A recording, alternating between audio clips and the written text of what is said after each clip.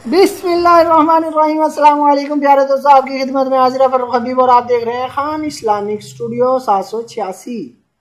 तशरीहात बुखारी जिल्द अव्वल हदीस नंबर 30।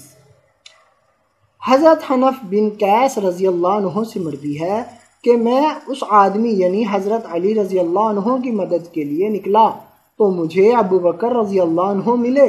उन्होंने पूछा कहाँ का इरादा है? मैंने कहा उस आदमी यानी हज़रत अली रज़ी अल्लाह अन्हु की मदद करने के लिए जा रहा हूँ। फरमाया वापस जाओ, इसलिए कि मैंने जनाब रसूलुल्लाह सल्लल्लाहु अलैहि वसल्लम से सुना।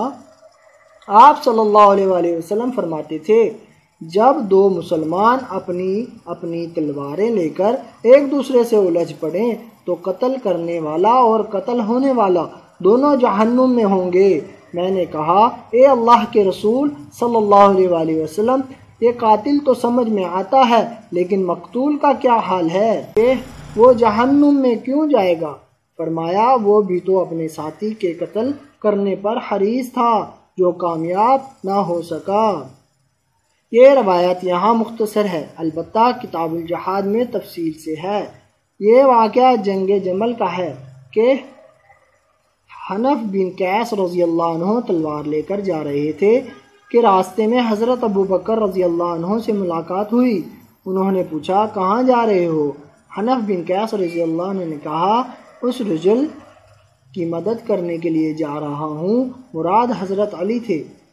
इस हदीस में जो कातिल और मकतूल का जिक्र है, इसका मतलब ये है कि ये कातिल तो अपनी कत्ल की वजह से जहन्नुम में गया, लेकिन मकतूल ने क्या कसूर किया? तो आप सल्लल्लाहु अलैहि वसल्लम ने फरमाया कि तलवार तो मकतूल भी लेकर आया था कत्ल करने के लिए।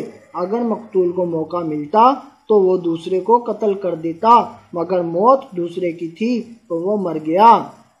प्यारे दोस्तों, मज़ीद इस तरह की वीडियोस देखने के लिए चैनल को सब्सक्राइब जरूर करें और बेल आइकन भी दबा दें ताकि हमारा राब्ता बना रहे। वीडियो को लाइक और शेयर भी करें।